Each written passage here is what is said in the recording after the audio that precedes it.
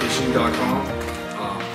This is my first recap video that I've shot. It's going to be about Clear Lake. We just had our FLW tournament.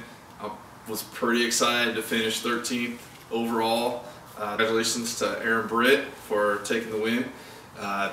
You know, I went there, everybody goes thinking, gosh, Clear Lake's awesome, you're going to slam them big fish.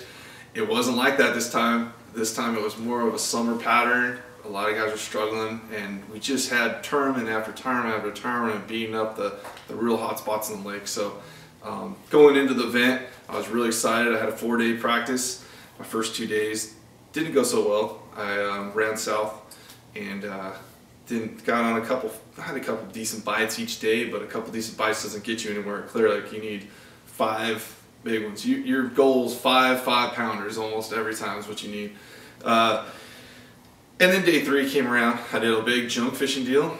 Ran all the south end, the north end. And if you guys aren't really too familiar with Clear Lake is like 2 lakes in one. There's a huge north end. It's like a bowl with just grass, shallow grass everywhere. And the south end's rock piles, ledges, deep docks, a little bit deeper water. So it's almost like you have 2 lakes in one. All the recent tournaments, the winds have been coming out of the north end, out of the grass, and a few specific areas that are very small. So you can only imagine there's boat after boat after boat beating it up, and boat after boat's just fishing there. So if you're going to be fishing there, you're going to be fishing in a crowd. For me, I like everybody. We don't like fishing in crowds. I couldn't find anything really on the south end. Come along day 3 of my practice, I went north and got 2 large bites in the grass, in the crowd. So day 4, I started my day out, said, you know what, I'm just gonna figure out that north end grass. I was fishing, originally went there with, you know, the normal punch, heavy braid, big beaver, big hook, heavy weight. And then I end up, by the end of that day, getting more bites on a small profile bait.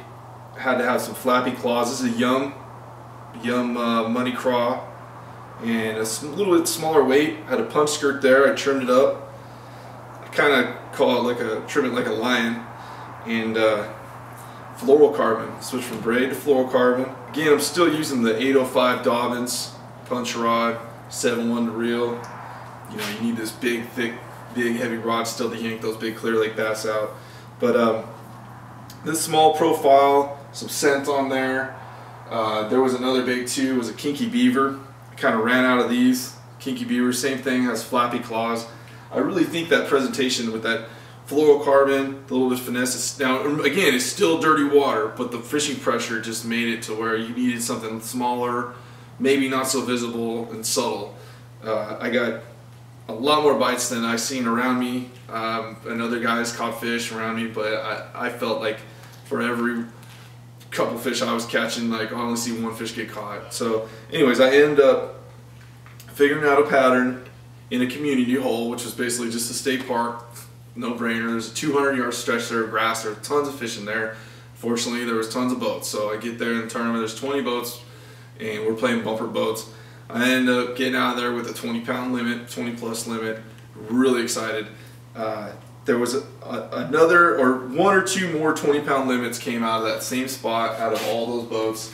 And you can only imagine there's just boats coming and going, traffic, people chopping up the grass. I think by day 2, when I went there to start there, the grass was almost half gone just from the trolling motors ripping it apart.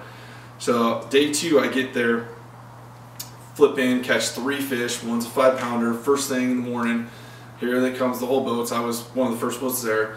Here comes all the boats.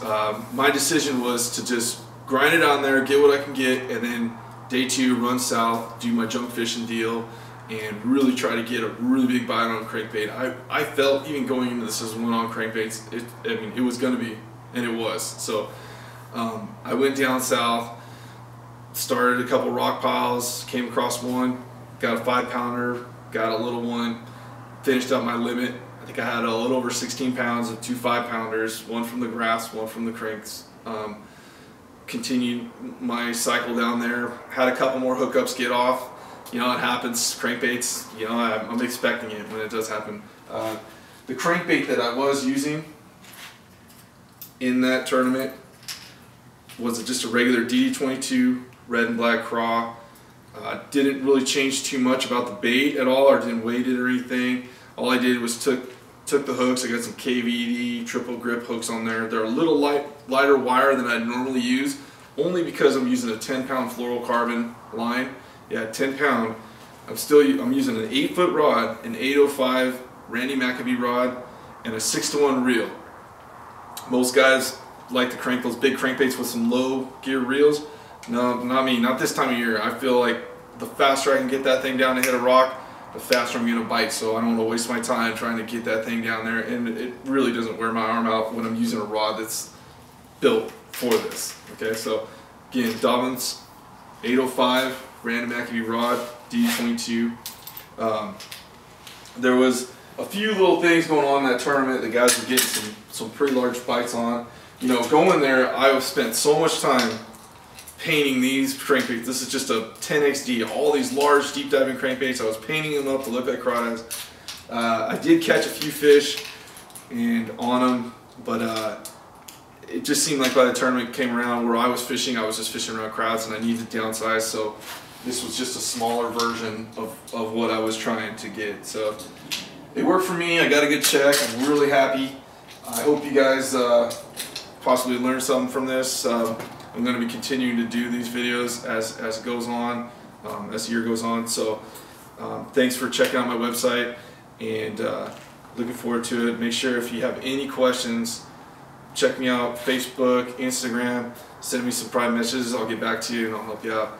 Alright, thanks you guys. You could be a master, don't wait for luck. Dedicate yourself and you gon' find yourself standing in the heart.